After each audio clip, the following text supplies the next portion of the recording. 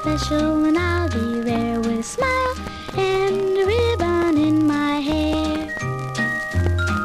To be a girl they notice takes more than...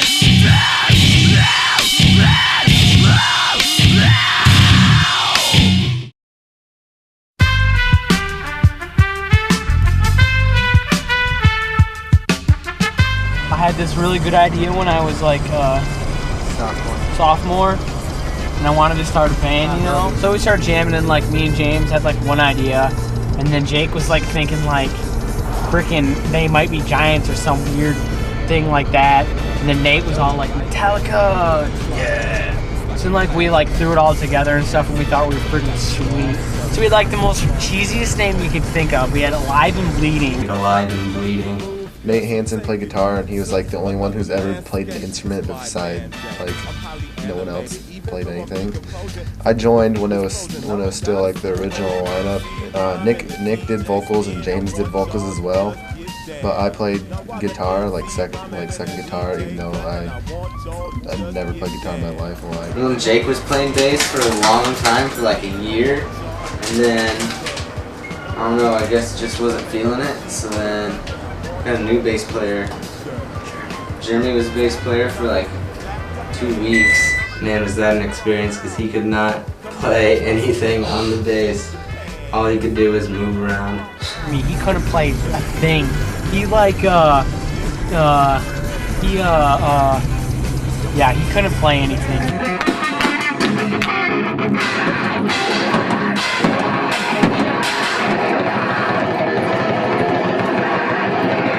Bad, like he was bad, man.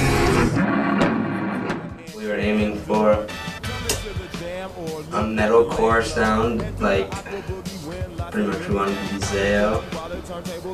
That never worked out. It never sounded like Zayo, because we were pretty much just crap. And around like December time that year, they changed it to another Sparrow down. Hey fellas, what's cool than being cool?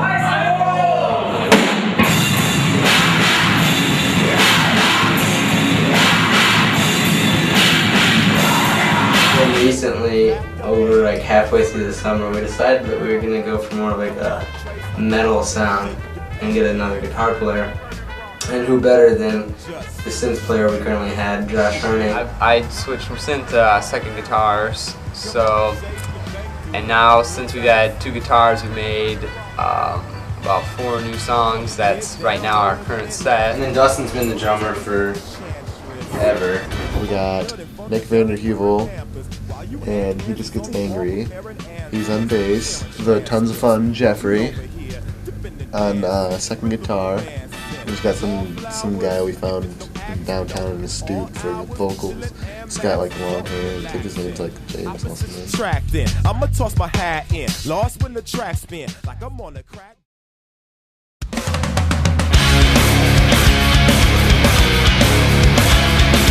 We've gone over like numerous amounts of songs, but there's been some keepers, like the song Suicide Sprinkle. That one stuck around for a long time.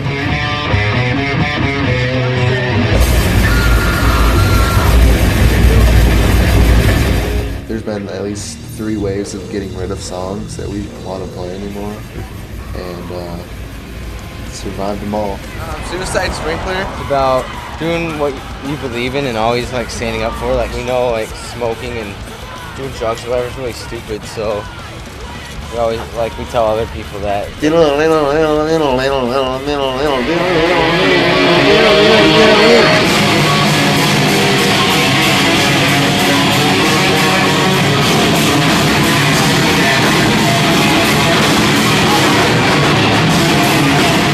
I wrote the lyrics for that song because this girl that I really liked, I don't know, I kind of screwed things up, you know, and she broke up with me for a friend of mine, and I was just really hurt because, you know, she said things to me and I believed it. It's not about some guy that loves a girl or something, well, sorta, but it's about people who just can't really, you know, man up and admit they're wrong. They'll take the easy way out, and they'll just screw you over without thinking about it or trying or even, you know, considering it.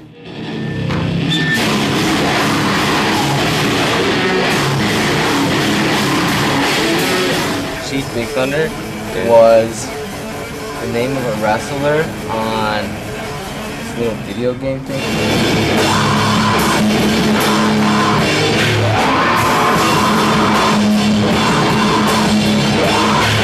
It's pretty much about like doing what's right all the time, not just like when you're at church or something, when you're at a show or when you're hanging out with your parents or something. When you're hanging out with your friends, you should act the same, you know, yourself. Our newest song is called "The Last Man in the World Sat in a Room and a Knock Came at the Door."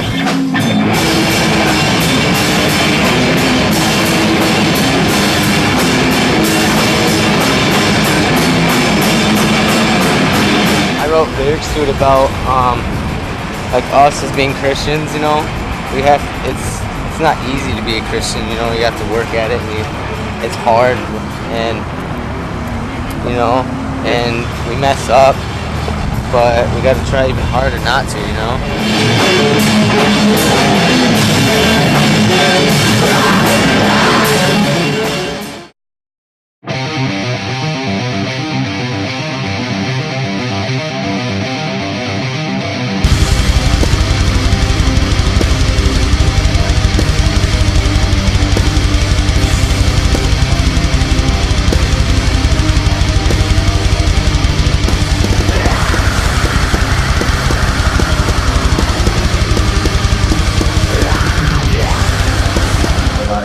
Just us moving around and rocking out, acting like a bunch of idiots, even to the degree of Josh hitting me in the head very, very hard.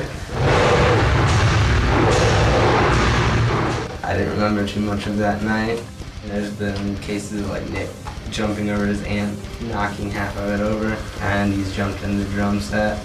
I think our live show improved a lot because, like, when we first started playing, we couldn't really like move around and stuff because like we were still like training ourselves to memorize our stuff. We weren't even playing that difficult music, but we never really had any experience with anything before. We just like having fun playing other bands and playing shows so other people can come watch us and have a good time.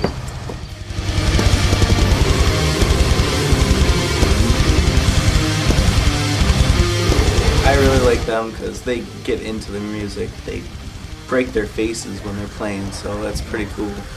I have respect for that.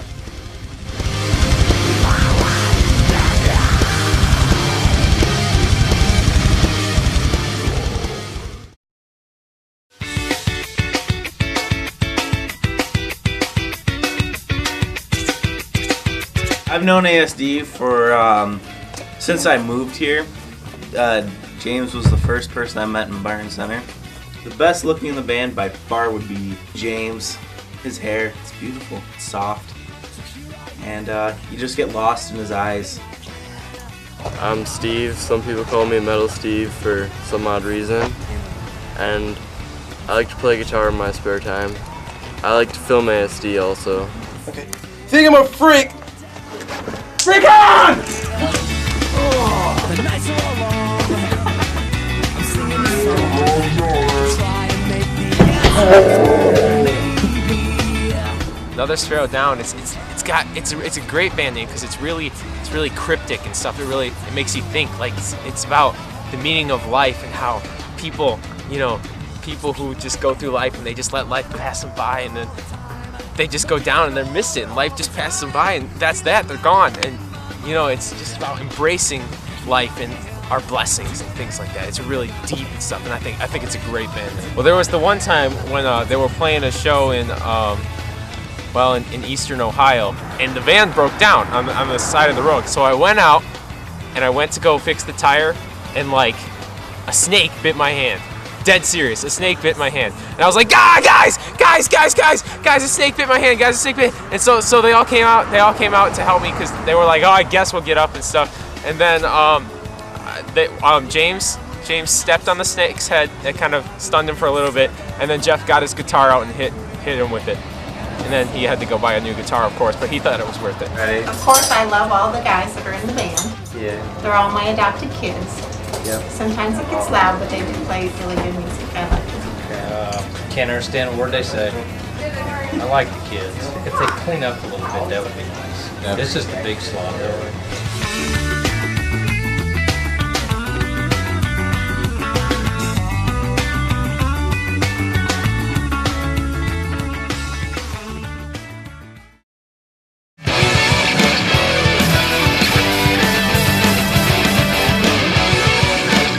Doing it for the rock. Doing it for the rock, man. Doing it for the rock. You know, the rock is Jesus Christ. If you didn't know that, if you're a noob. We have our flaws, you know. Sometimes we do some things that aren't so Christian. We try to be the best Christians we can for other people to see, and hopefully if they're not already Christian, they become a Christian. And another reason, you know, have fun. I don't think I'm gonna like go anywhere, like be a big rock star. I don't think I'm gonna get money from like selling a million albums all over the world. Straight edge! 'Cause I'm drug free!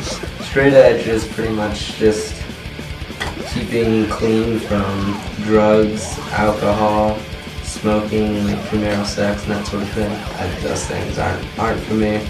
Things shouldn't really be for anybody. So before they took it a little bit too far, like every day they'd come into school and have the X's drawn on their hands.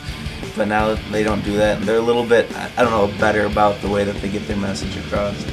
I don't feel like putting stuff in my body that's going to be bad for me. Like we tell other people that it's just dumb, and you know we don't want anything to do with it. So, don't do drugs.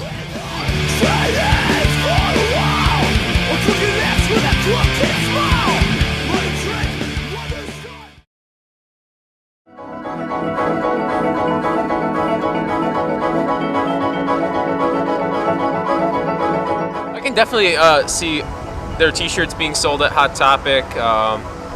You know, maybe have their music video played on MTV Headbangers Ball.